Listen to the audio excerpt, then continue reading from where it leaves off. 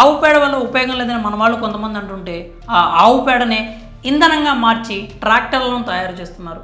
Already ఒక test trial కూడా చేశారు. వ్యవసాయ భూముల్లో దున్నడానికి ట్రాక్టర్ల అవసరం ఎంతగానో ఉంది. దుక్కి దున్నడం, దమ్ము చేయడం వంటి పనులకు ఇప్పుడందరూ ట్రాక్టర్లనే వాడుతున్నారు. ఒకప్పుడంటే ఎద్దులను ఉపయోగించేవారు. టెక్నాలజీ పెరిగాక అందరూ ట్రాక్టర్లనే వాడుతున్నారు.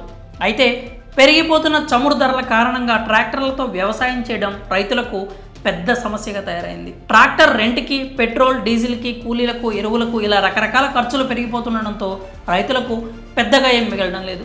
దీంతో రైతులకు ప్రధాన సమస్య అయినటువంటి పెట్రోల్, డీజిల్కి ప్రత్యామ్నాయ మార్గాన్ని కనుగొన్నారు శాస్త్రవేత్తలు. సొంత పొలాల్లో పశువుల దొడ్లలో దొరికే ఆవు పేడతోనే ట్రాక్టర్ని నడిచేలా ప్రయోగం చేసి సక్సెస్ అయ్యారు. ప్రపంచంలోనే ఆవు పేడతో నడిచే తొలి ట్రాక్టర్ని ఇటలీ దేశానికి చెందినటువంటి న్యూ హాలాండ్ అగ్రికల్చర్ అనే వ్యవసాయ యంత్రాలను తయారు చేసే కంపెనీ తయారు చేసింది.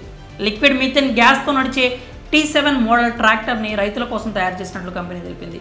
వ్యవసాయ క్షేత్రంలో దొరికే ఆవు పేడతో 270 bhpతో ట్రాక్టర్ నడుస్తుందని, స్టాండర్డ్ డీజిల్తో నడిచే ట్రాక్టర్ల కంటే అద్భుతంగా నడుస్తుందని కంపెనీ వెల్లడించింది. పొలం ఆధారంగా కనీసం 100 ఆవుల మంద నుంచి సేకరించిన పేడను బయోమీథేన్ స్టోరేజ్ యూనిట్స్ ద్వారా ట్రాక్టర్ పనిచేస్తుందని కంపెనీ వెల్లడించింది. ఫ్యూజిటివ్ మీథేన్గా పిలువబడే గ్యాస్ తక్కువ ఉద్గార ఇంధనంగా కంప్రెస్ అవుతుంది. దీనికోసం ఒక క్రయోజెనిక్ ట్యాంక్ని ట్రాక్టర్ మీద ఏర్పాటు చేస్తారు. ఇది 162 డిగ్రీల ఉష్ణోగ్రతతో బయోమీథేన్ గ్యాస్ను ద్రవ రూపంలో ఉండేలా చేస్తుంది. దీనివల్ల ట్రాక్టర్ డీజిల్ వాహనం కంటే ఎక్కువ పనిచేయడమే కాకుండా బయోమీథేన్ గ్యాస్ని ఆదా చేస్తుంది.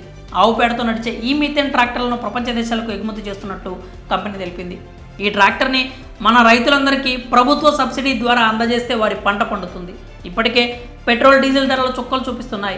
ఇలాంటి సమయంలో ఆవు పేడతో నడిచే ట్రాక్టర్ వస్తే రైతులకు ఇంతకు మించిన ఆనందం ఏముండదు. మరి ఆవు పేడతో నడిచే ట్రాక్టర్ని తయారు చేస్తున్న కంపెనీపై మీ అభిప్రాయాలు ఏంటో కామెంట్స్ రూపంలో తెలియజేయండి.